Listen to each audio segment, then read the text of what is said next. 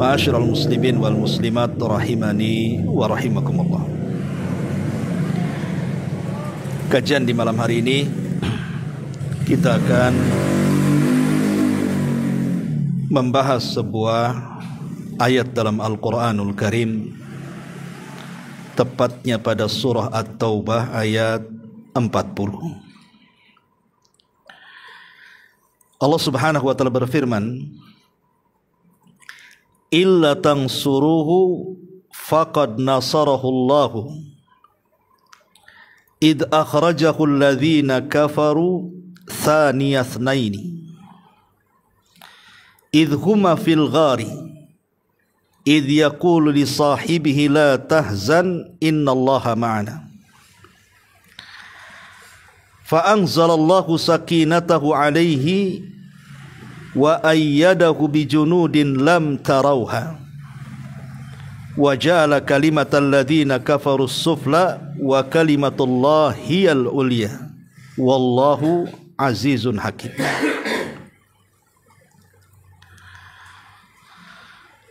Di sini Allah mengatakan illa tansuruhu, kecuali kalian memberikan pertolongan kepadanya.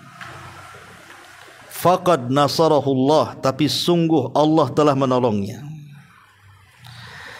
Id akhrajahu alladhina kafaru, saat orang-orang kafir mengusirnya. Thaniya thnaini, satu di antara dua kawan yang baik. Id huma fil ghar, ketika keduanya berada dalam gua. Idh yaqulu li sahibihi, ketika dia berkata kepada temannya, la tahzan, jangan sedih. Innallaha ma'ana, karena sesungguhnya Allah bersama kita. Fa anzalallahu sakinatahu, maka Allah turunkan ketenangannya alaihi, kepadanya. Wa ayyadahu, dan Allah kuatkan kepadanya bijunudin lam tarauha, dengan tentara-tentara yang kalian tidak mampu melihatnya. Wa ja'ala kalimatal ladzina kafaru sufla, dan Allah jadikan kalimat orang-orang kafir itu rendah. Wa kalimatullah hiyal ulya, dan kalimat Allah lah yang tinggi. Wallahu azizun hakim, dan Allah zat yang maha perkasa lagi maha bijaksana.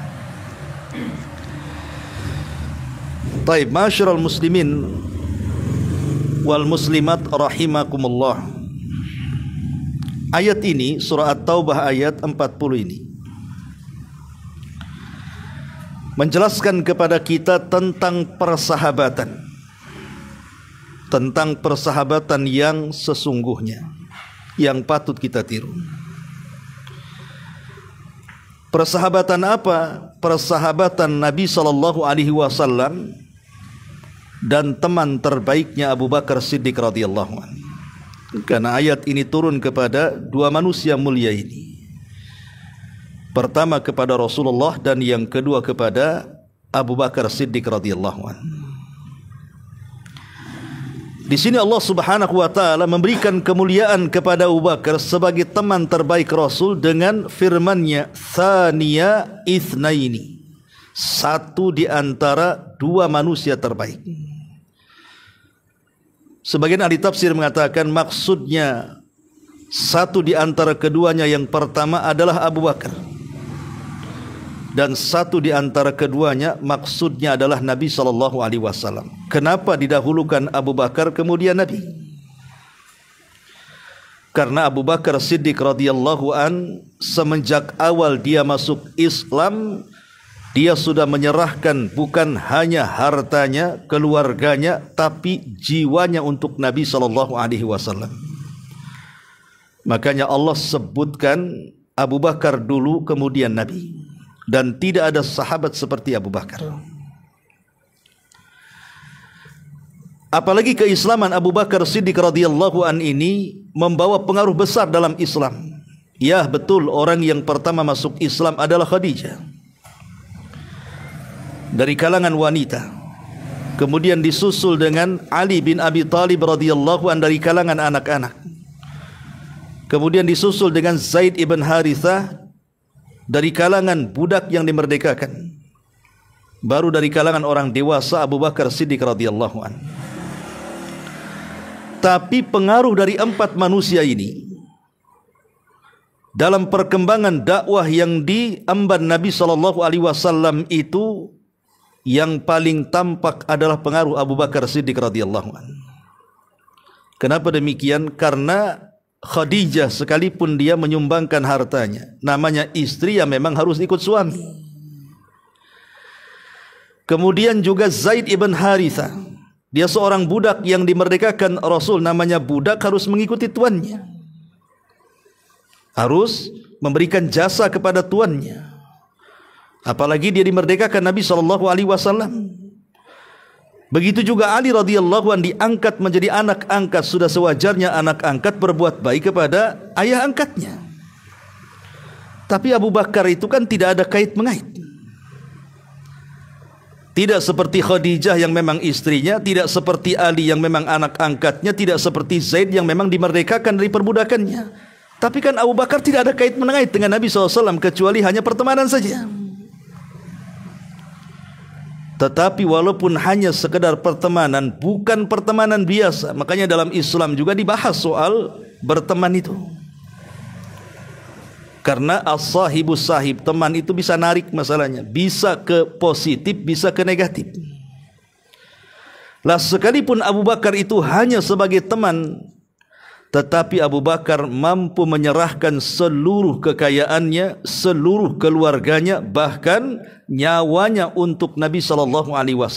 Itu jasa yang luar biasa. Rajulun azim, orang yang sangat agung, ikhwan, Abu Bakar Siddiq radhiyallahu an.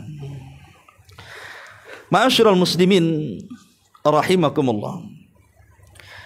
Di sini Allah Subhanahu wa taala mengatakan tsaniyasnaini, satu di antara 2 manusia mulia. Dialah Abu Bakar Siddiq radhiyallahu an. Dipilih oleh Nabi SAW untuk menjadi teman hijrahnya. Sahabat Rasul banyak, ikhwan. Ada Umar, ada Uthman, ada Abdurrahman ibn Auf, ada Abu Ubaidah ibnul Jarrah, ada Sa'd ibn Zaid. Banyak para sahabat Rasul yang mulia-mulia itu.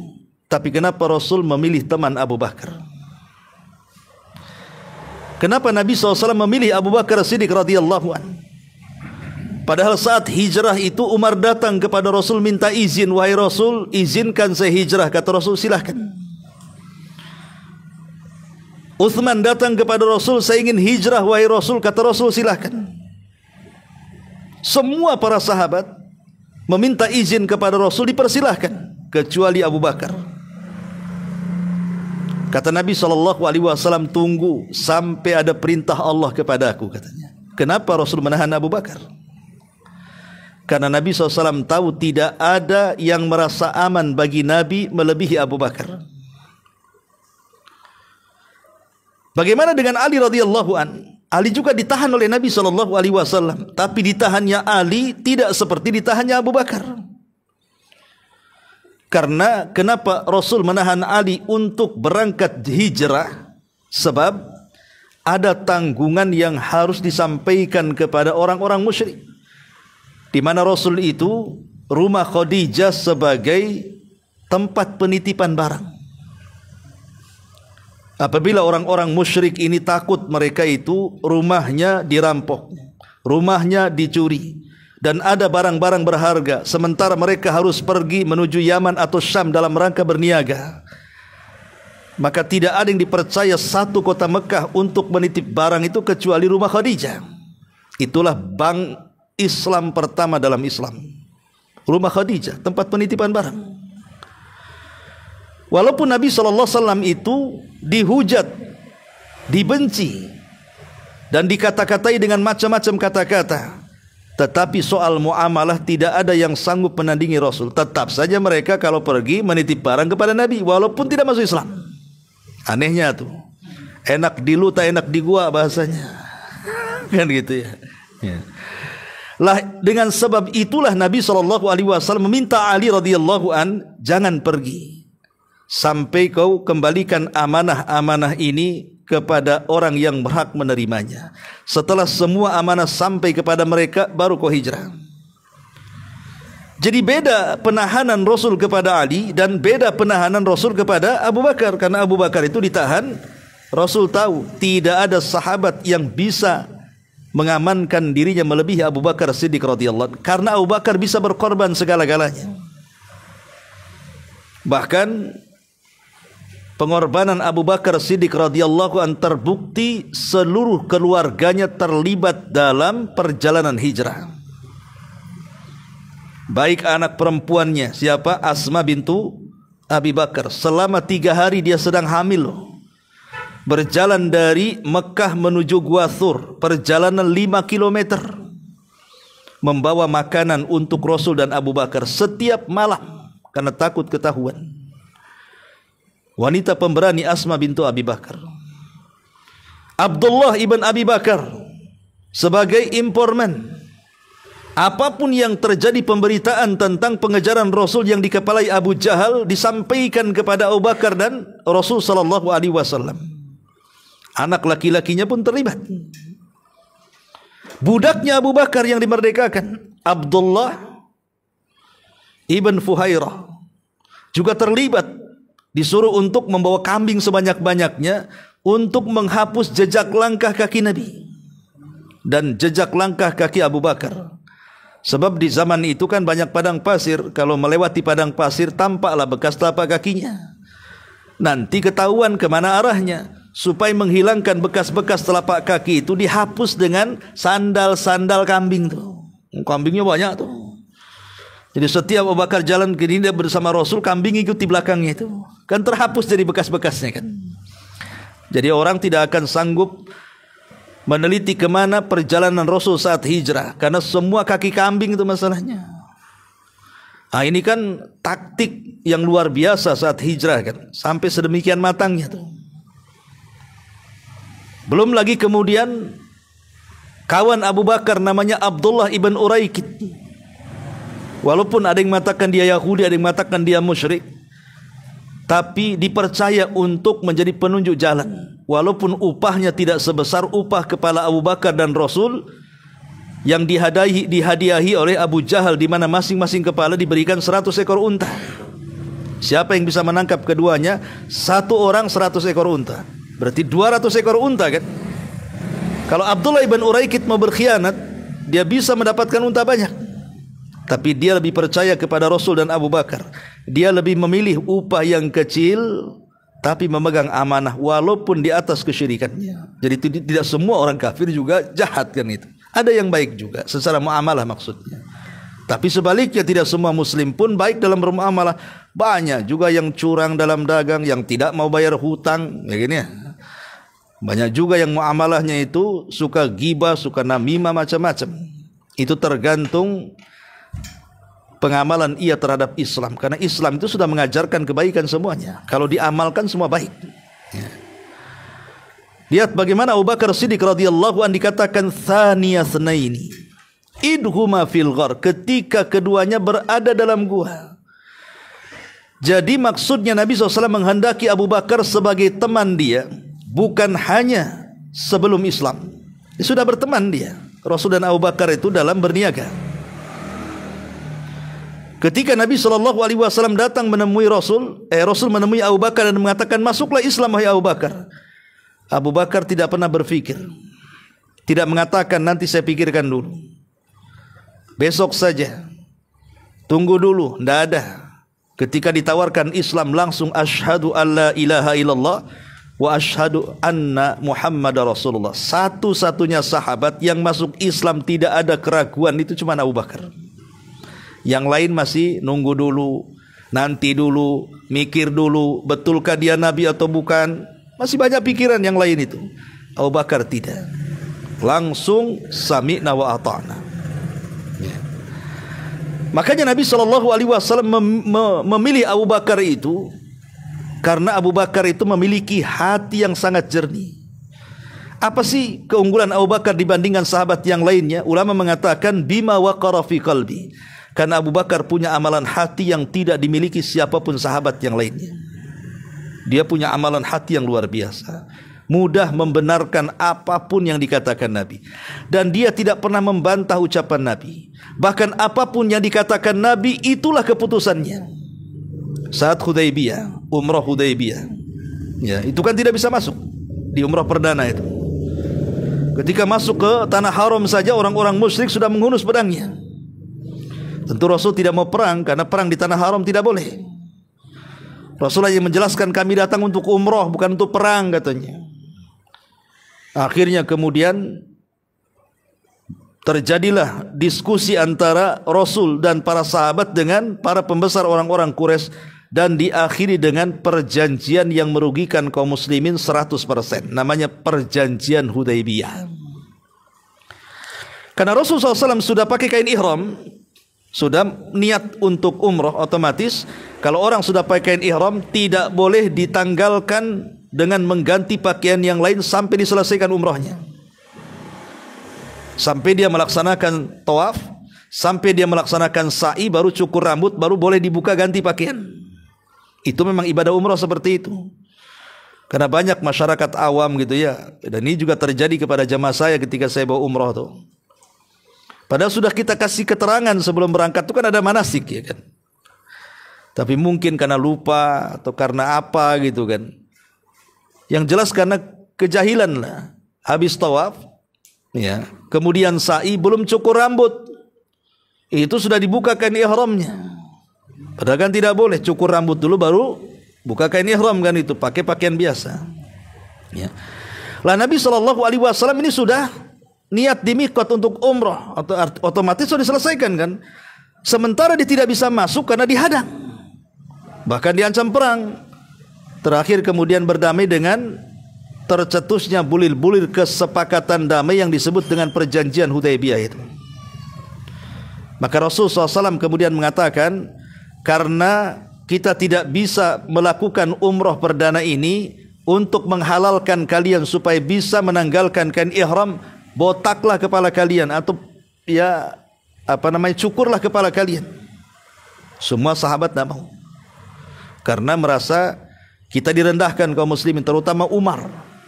Dia nggak mau membotakin kepalanya, maunya perang-perangan gitu. Itulah Umar katanya kan. Akhirnya Umar ini datang kepada Abu Bakar dan mengatakan, wahai Abu Bakar, lihat keputusan ini merugikan kita. Kita direndahkan, kita ini agama yang hak, kita agama yang tinggi, kita harus menang. Tapi Abu Bakar mengatakan, keputusanku adalah keputusan Nabi. Itulah Abu Bakar Siddiq radhiyallahu anhu. Keputusanku adalah keputusan Nabi. Kata Nabi, cukur-cukur, selesai. Ya. Itu tidak terlahir kecuali karena kejernihan tuh. Ya. Makanya ketika Nabi SAW sedang hijrah dan akan hijrah, maka Rasul menahan Abu Bakar, karena ketika Jibril sudah memberitahu bahwa dia terancam nyawanya, sampai turun surah Al-Anfal, wa idh yamkuru bika alladhina kafaru liyuthbituka aw yaqtuluka aw yukhrijuka wa yamkuruna wa yamkurullah wallahu khairul makirin. Bahwa Jibril memberitahukan mereka akan mengusirmu, mereka akan membunuhmu, mereka akan memenjarakan kamu, mereka sedang membuat makar, tapi tetaplah Allah punya makar, dan sebaik-baik makarnya Allah Subhanahu wa taala. Rasul sudah tahu tuh bahwa mereka akan menyakitinya. Makanya siang-siang bolong dia datang kepada Abu Bakar. Ketika itu di rumahnya masih ada dua putrinya, Asma dan Aisyah. Kata Rasul, ya Abu Bakar, bisa enggak dua putrimu itu pergi dulu, ini penting masalahnya. Kata Abu Bakar, ya Rasulullah, kedua putriku bisa dipercaya, bicara saja. Lihat, kedua putriku bisa dipercaya, menunjukkan apa? Keluarga Abu Bakar itu keluarga amanah, ya, keluarga yang memang betul-betul memegang syarat Islam, mengikuti apapun ajakan Nabi SAW. Akhirnya kemudian Rasul mengatakan, ya Abu Bakarin, innallaha qad adzina li lil hijrah. Wahai Abu Bakar, Allah sudah izinkan kita hijrah. Kata Abu Bakar, as-suhbatu suhbatu ya Rasulullah. Ya. Ma'asyiral muslimin yang dimuliakan Allah Subhanahu wa taala. Makanya di sini Allah mengatakan tsaniyasnaini, dia adalah orang pertama dari kedua Nabi SAW. Ketika berangkat bersama Nabi SAW, maka Abu Bakar sudah mempersiapkan 3 unta dengan semua perbekalannya. Dan itu semua uang Abu Bakar yang dihabiskannya. Satu unta yang namanya Qaswa, itu unta untuk Nabi, unta terbaik. Makanya setelah Rasul hijrah ke Madinah, unta itu dibawa terus sampai meninggal. Namanya Qaswa, untanya Nabi itu. Ya. Itu pemberian Abu Bakar saat hijrah tuh. Kemudian yang kedua, unta untuk dirinya sendiri. Dan yang ketiga, unta untuk penunjuk jalannya Abdullah ibn Uraikid tadi. Berjalanlah kemudian tiga manusia ini. Tapi strategis hijrah itu sudah dipikirkan secara matang. Mereka tidak langsung berangkat ke Madinah, tapi masih sembunyi di Mekah. Sembunyi di gua Thur. Kenapa disebut Thur? Ada yang mengatakan karena bentuk guanya itu menyerupai sapi. Tingginya itu, ya. Jadi memanjang segini gitu ya. Maka disebut gua Thur. Thur itu artinya sapi. Ya, jadi menyerupai bentuk sapi guanya itu. Nah, disitulah Nabi SAW berdiam diri selama 3 hari bersama Abu Bakar. Allah katakan, Thaniyasnaini idhuma fil ghar. Dia adalah satu di antara orang kedua ketika berada dalam gua. Gua apa? Gua Thur. Di Bukit Thur sana. Nanti kalau umroh antum tahulah gua Thur itu. Nanti ada dikasih tahu tuh sama ketika tur itu. Jadi ketika Abu Bakar Siddiq radhiyallahu anhu masuk ke dalam gua, Abu Bakar melarang Rasul jangan masuk duluan. Karena dikhawatirkan namanya gua asing, bisa saja ada ular, bisa saja ada kalajengking, bisa saja ada binatang-binatang berbisa yang menyakitkan. Maka demi keselamatan jiwa Rasul, Abu Bakar masuk duluan ke dalam gua, membersihkan semua lubang-lubang tuh. Sekira dirasa aman, maka kemudian Abu Bakar menyuruh Rasul untuk masuk. Kemudian beristirahat dalam gua itu. Lah saat beristirahat, karena namanya gua itu kecil, lain dengan Al-Kahfi, Ashabul Kahfi itu disebut Al-Kahfi itu karena panjang besar kan itu ya. Kalau gua itu disebut Al-Ghar, Ghar itu ya kecil, lubang bahasa kitanya. Ya. Jadi karena sempit, maka Nabi SAW ketika tidur oleh Abu Bakar disediakan pahanya sebagai bantalnya. Ini bentuk kecintaan Abu Bakar kepada Rasul. Dijadikan bantalnya Rasul itu paha dia. Rupanya tidak sadar ada beberapa lubang yang belum ditutup dia.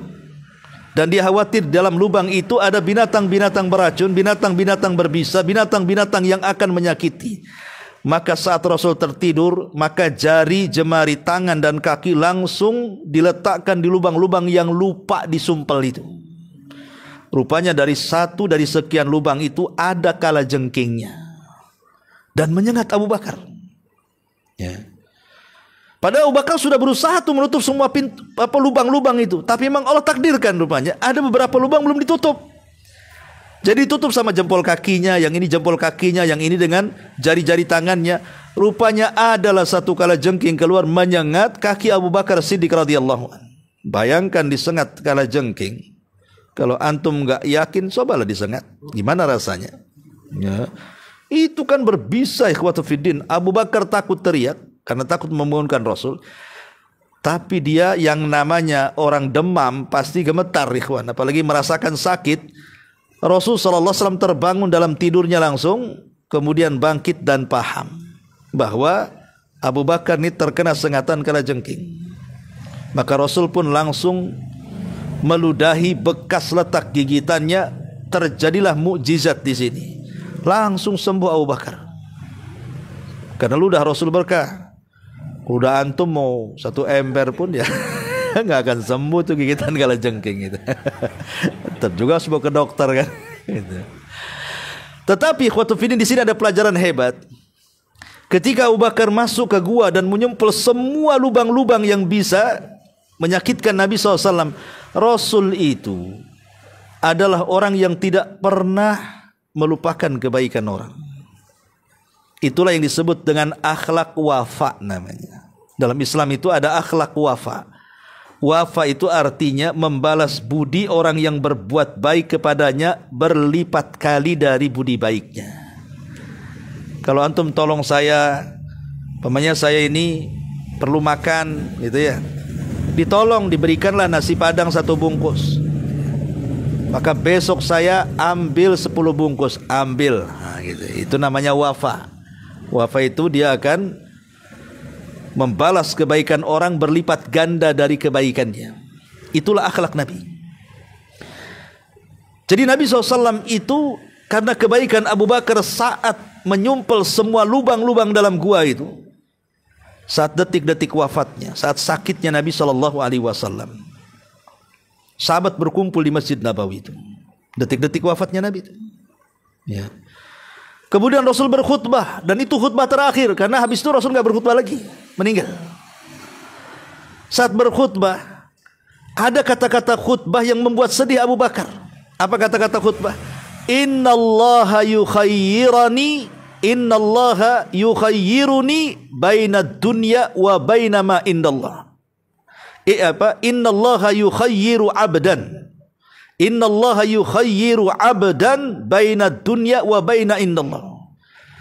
Sesungguhnya Allah telah memilih seorang hamba antara tetap hidup di dunia ataukah memilih hidup di sisi Allah Subhanahu wa taala.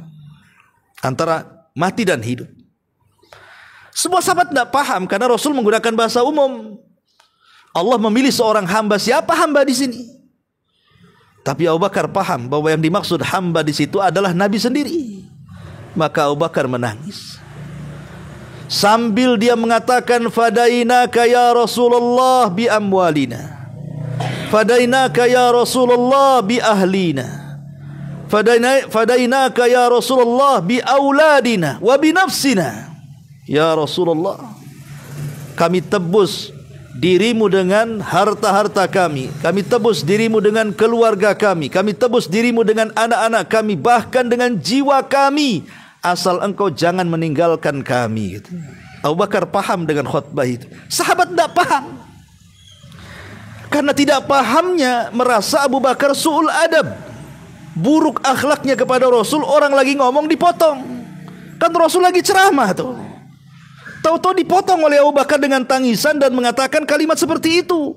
Ya sontak saja para sahabat memandang Abu Bakar dan mengatakan, lima qata'ta kalaman Nabi. Abu Bakar, kenapa kau potong ucapan orang? Biarkan dia bicara, katanya.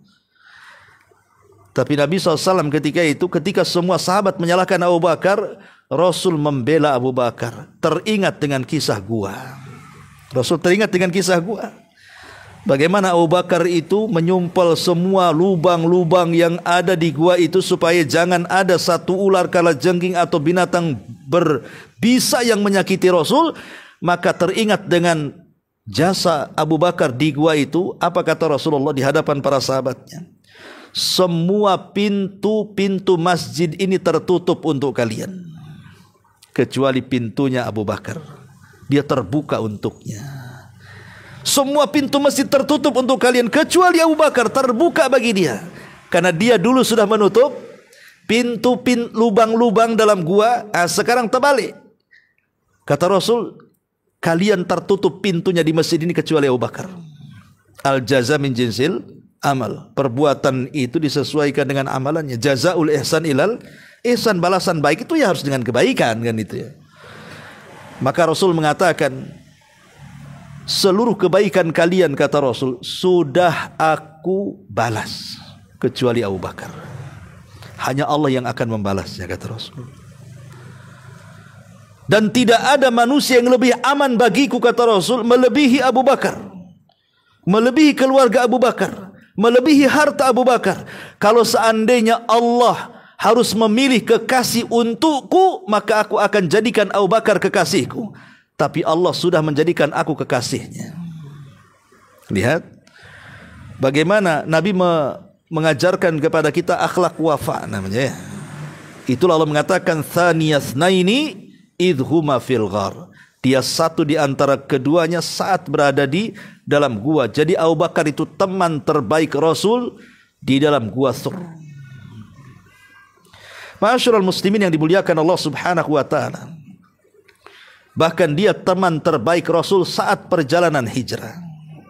Bukan hanya teman dalam gua, teman dalam perjalanan.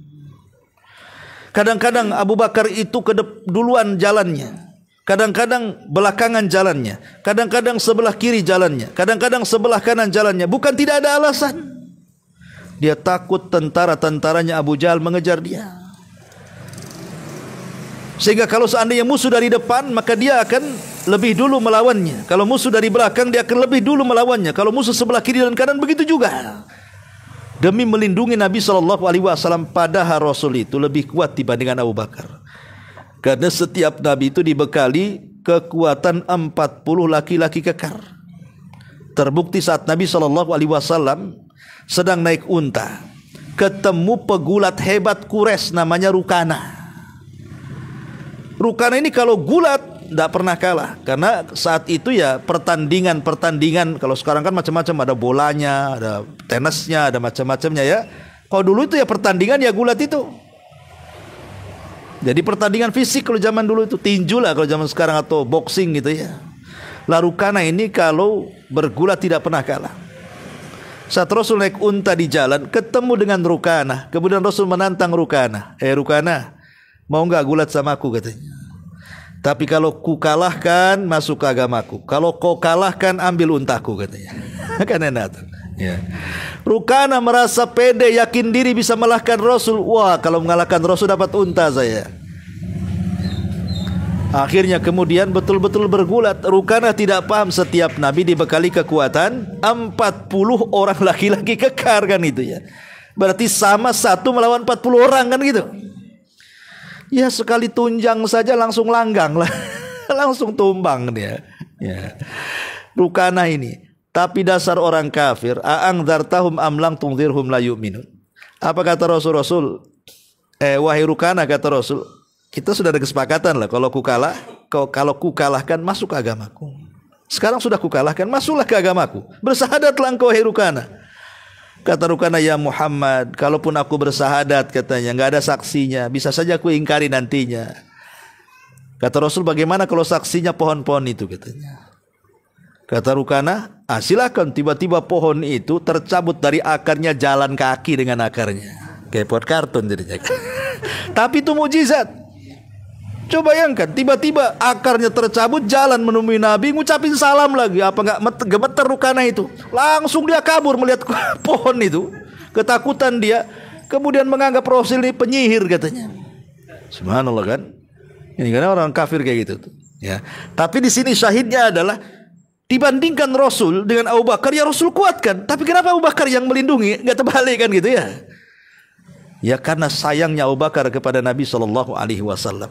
Sampai satu hari, ketika sudah beberapa hari lewat, berjalan, kehabisan bekal, kehabisan minum, akhirnya kemudian mereka pun hampir kehabisan semuanya. Di tengah jalan ada sebuah tenda. Rupanya dalam tenda itu ada seorang wanita tua namanya Ummu Ma'bad. Suaminya lagi pergi. Ya. Jadi Rasulullah SAW mengatakan kepada Ummu Ma'bad ini, wahai Ummu Ma'bad, adakah sesuatu yang bisa ku minum atau ku makan? Bekalku habis, katanya. Ummu Ma'bad kasihan dan mengatakan, kami pun orang miskin, tidak ada makanan yang bisa ku berikan, tapi adalah tuh kambing-kambing kurus itu pun kalau diperah tak ada susunya. Cemana ini, katanya. Kata Rasul, tidak apa-apa, asal kau izinkan kambing kurus itu, maka akan terjadi sesuatu. Makanya dikasihlah kambing kurus kepada Rasul, diusaplah putingnya. Tiba-tiba gemuk tetenya, kemudian diperah air susunya, kemudian sampai satu baskom. Banyak hasilnya tuh. Itu mukjizat tuh. Ya. Akhirnya Rasul mengatakan kepada Ummu Ma'bad, ya Ummu Ma'bad, minum. Lihat. Rasulullah SAW menghormati tuan rumah. Walaupun selapar apapun, sehaus apapun, tetap diberikan ke pemiliknya. Kalau kita di posisi Nabi, langsung diminum, kita lagi haus kan gitu. Tapi enggak, Ummu Ma'bad minum sampai kenyang. Kemudian kata Rasul, wahai Abu Bakar minum. Kata Abu Bakar, engkau saja. Kata Rasul, wahai Abu Bakar minum. Kata Abu Bakar, engkau saja. Tetap Abu Bakar enggak mau. Sampai Rasul minum.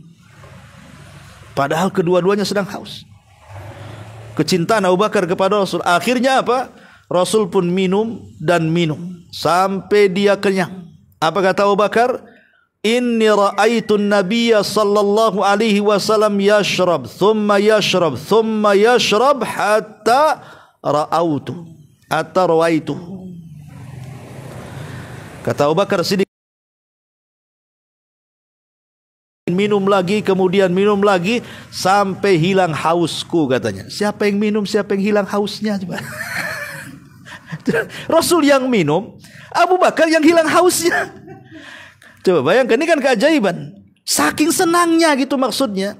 Sampai lupa akan haus dia. Sampai dia mengatakan, aku melihat Rasul minum sampai hilang hausku katanya. Saking senangnya, lupa diri dia. Dan itu tepat memilih Abu Bakar untuk kawan berjalan. Kawan yang mengorbankan segalanya. Ma'asyiral muslimin wal muslimat rahimani wa rahimakumullah. Lah kejadian juga di perjalanan hijrah itu kan,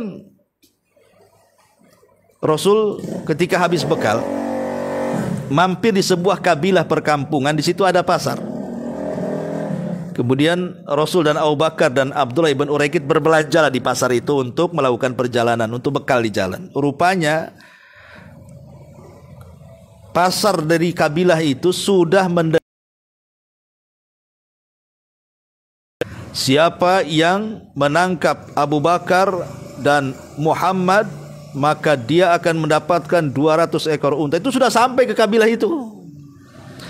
Lah orang-orang itu, terutama ya memang orang-orang yang ingin mendapatkan sayembara itu, sudah menengok-nengok nih 3 orang ini. Kok kayaknya mirip-mirip nih dengan yang dihabarkan itu.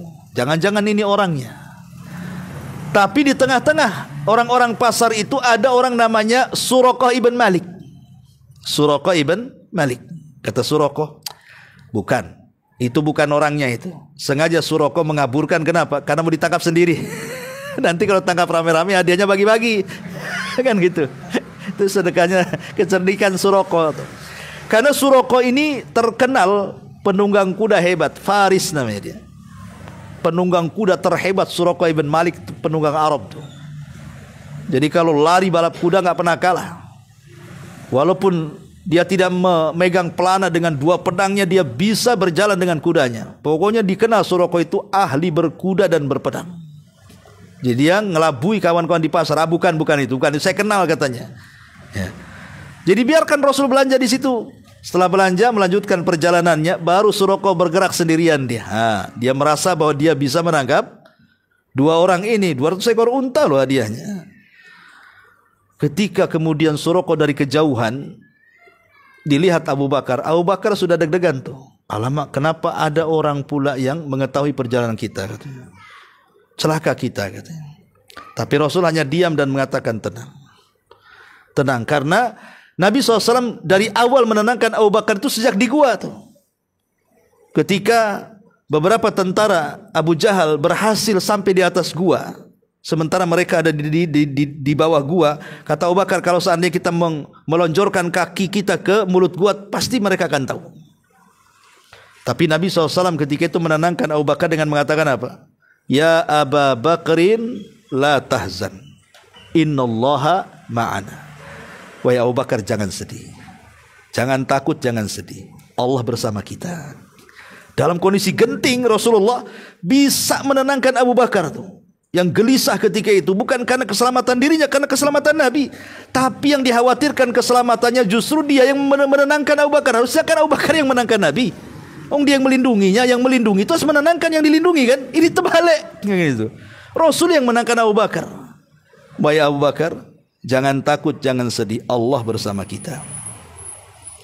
Dan kalimat jangan sedih, jangan takut itu maksudnya kalimat yang semakna dengan firman Allah Subhanahu wa taala, innal ladzina qalu rabbuna Allah tsumma istaqamu tatanazzalu alaihimul malaikati alla takhafu wa la tahzanu wa abshiru bil jannati allati kuntum tu'adun. Orang-orang yang mengatakan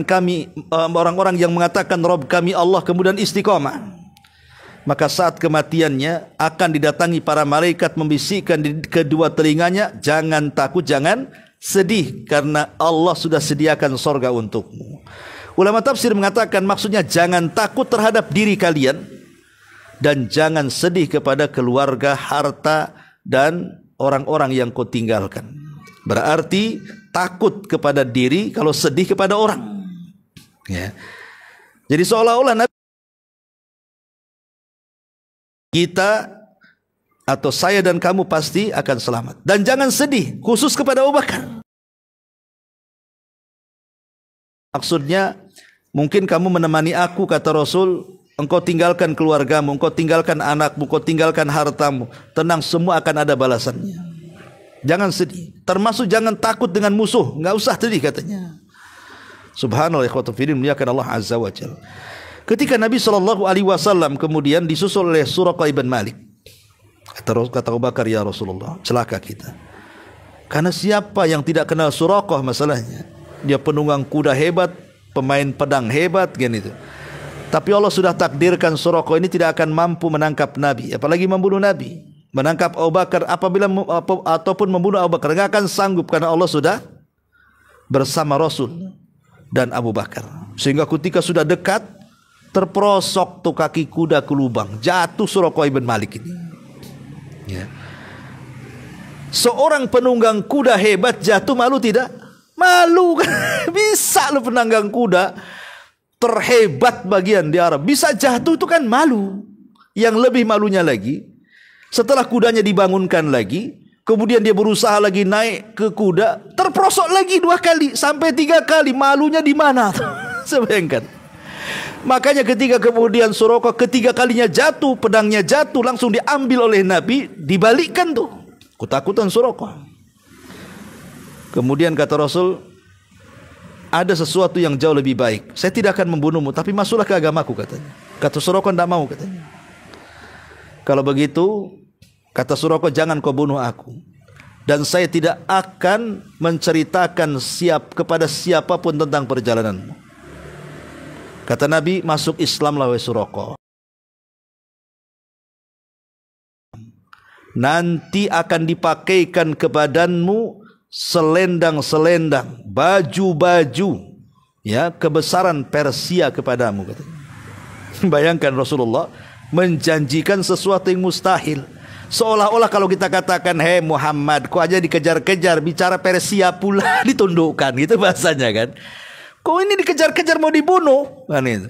Tentaramu tak banyak. Nih Persia ini negara paling besar di zaman itu, Amerikanya di zaman itu. Karena dia lebih luas dibandingkan Romawi. Ya, Persia ini kan. Sementara Rasul aja belum punya negara, kok cerita Persia. Ya. Tapi tentu Rasul itu bicara bukan dengan hawa nafsunya. Itu sudah prediksi yang Allah wahyukan kepadanya, kan begitu. Tapi tetap saja Suraqah tidak mau masuk Islam karena kan dikiranya dongeng, kan gitu ya. Tetapi Suraqah pun tetap dia tidak mau masuk Islam dan akan menjamin keamanan. Setelah Rasulullah SAW mengadakan perjanjian baik, kalau begitu saya terima. Tapi ada satu Suraqah yang minta kepada Rasul dan Abu Bakar, sembunyikan soal jatuhku dari kuda itu. Dia minta kepada Rasul dan Abu Bakar, tolong sembunyikan, jangan diceritakan sama orang kalau aku jatuh di kuda. Itu kan malu masalahnya, kan ya. Subhanallah, belakangan Suraqah masuk Islam. Dan ketika Rasul meninggal, kemudian Abu Bakar menjadi khalifah, kemudian Umar menjadi khalifah. Di masa Umar inilah Persia tumbang dan bisa ditaklukkan kaum muslimin. Bahkan semua pakaian-pakaian kebesaran Raja Persia menjadi barang ghanimah. Setelah pakaian-pakaian, langsung memanggil Suraqah. Aina Suraqah, katanya. Di mana Suraqah? Kemari, katanya. Umar kan tak tahu soal ucapan Nabi kepada Suraqah, kan ya. Tapi entah insting Umar langsung mengatakan, mana Suraqah, katanya. Suraqah salah satu pasukannya.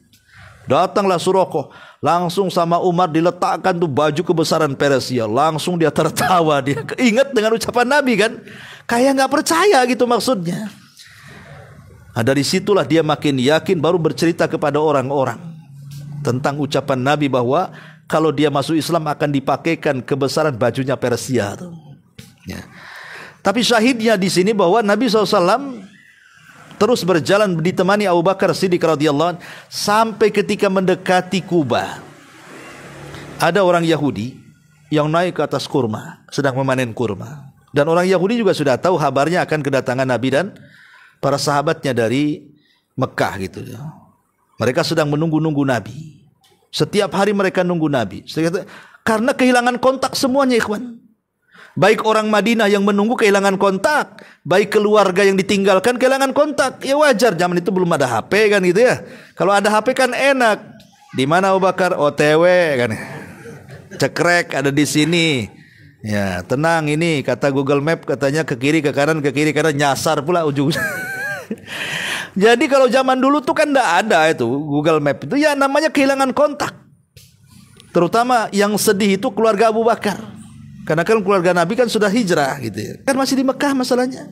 Jadi mereka itu memikirkan macam mana nasibnya Rasul, macam mana nasibnya Abu Bakar, di mana dia, apakah tertangkap atau tidak, terbunuh atau antum aja kalau pergi, istri tidak tahu seminggu, itu udah macam-macam otak istri itu. Jangan kawin lagi, jangan mati, macam-macam kan. Ya. Jadi, tapi memang Allah Subhanahu Wa Taala Maha Adil. Di tengah perjalanan, Nabi SAW berjumpa dengan jin. Jin yang dulu masuk Islam. Jadi ketika Rasul pulang dari Taif, dan orang-orang Taif tidak menerima dakwah Rasul, Rasul sempat sembunyi di kebun kurmanya milik Mughirah atau milik Syaibah. Ya. Saat sholat subuh kan Rasul membaca surah Toha. Sampai ketika jin mendengarkan surah yang dibacakan Rasul itu, akhirnya 7 dan 8 jin dari kalangan Nasibah Yaman itu masuk Islam. Itulah sahabat pertama di kalangan jin yang masuk Islam. Lah salah satu dari 7 jin yang masuk Islam di kebun kurma itu, saat hijrah salah satunya berjumpa dengan Nabi. Menjelma menjadi manusia, tasyakul. Jin kan bisa tasyakul, menyerupai manusia bisa, tapi menghabiskan kekuatannya. Jin tuh kalau sampai kita ini ketemu jin di jalan gitu kan, entah dia menyerupai preman yang sudah mati gitu ya, atau menyakut-nakuti kita, jangan takut, karena kalau jin tasyakul itu kata para ulama akidah, berarti dia sudah lemah. Dia sudah lemah, dia tidak bisa apa-apa karena sudah menghabiskan kekuatannya. Ya, pemain antum jalan dari sini menuju Tiban kan lewat Tamiang tuh. Kan itu. Rupanya jinnya jadi kuntilanak atau apa gitu ya. Nampak gitu di situ jadi pocong. Jangan takut. Kalau dia pocong beneran itu, menjelma seperti setan berbentuk manusia, dia sudah tidak punya kekuatan kecuali dia pocong-pocongan. Itu lain lagi ceritanya, mau ngerampok itu ndak usah tuh, tabrak aja lah. Jadi jin itu berjumpa, sempat berdialog dengan Nabi SAW. Kemudian Rasul berpesan kepada jin ini supaya menyampaikan berita kami di sini kepada keluarga Abu Bakar. Maka namanya jin melesat aja lah ke Mekah. Kemudian setelah sampai di rumahnya Abu Bakar, jin ini kemudian bersenandung dengan syair-syairnya, di mana isi syairnya itu menjelaskan tentang perjalanan Rasul dan di mana posisi Rasul dan Abu Bakar. Mereka selamat, mereka sudah dekat. Pokoknya diberitahu, barulah tenang keluarga Abu Bakar Siddiq radhiyallahu anhu. Luar biasa ya. Lah ketika kemudian dari kejauhan orang Yahudi sedang manjat pohon kurma itu, kan nampak dari kejauhan itu ada 2 orang yang lewat, 3 orang yang lewat. Maka dia berteriak-teriak kepada penduduk Madinah dan mengatakan, ya Bani Kailah. Kailah itu kaki buyutnya orang Khazraj dan Aus, orang Ansor. Nabi yang kalian tunggu-tunggu itu udah datang, aku udah lihat di atas pohon kurma. Langsung semua orang Madinah, Ansornya langsung ke Kuba, langsung berada di perbatasan, di gerbangnya itu, nunggu Nabi. Masalahnya kan, kebanyakan para sahabat yang masuk Islam di Madinah dari kalangan Ansor kan gak kenal Nabi. Yang kenal Nabi itu yang berbaiat Aqabah pertama dan kedua itu pun kan gak banyak jumlahnya. Sehingga apalagi ketika itu kan Abu Bakar Siddiq radhiyallahu an turun dari unta kemudian berjalan berdua. Dari segi penampilan Abu Bakar itu kan janggutnya lebat penuh dengan uban. Kemudian juga kepalanya sama. Sehingga apalagi kalau Rasul kan nggak ada ubannya Rasul itu kan, ubannya sedikit ya, hanya 23 helai saja. Di rambut sama di janggut tuh nggak banyak ubannya Nabi. Ya. Jadi orang sangka nabinya itu Abu Bakar. Ya, disangkanya itu Nabi padahal itu Abu Bakar, karena dari segi penampilannya kok meyakinkan Abu Bakar kan gitu ya sebagai nabinya itu. Jadi orang menyangka Abu Bakar nabinya. Ya. Tetapi Abu Bakar menyadari ini orang salah paham ini.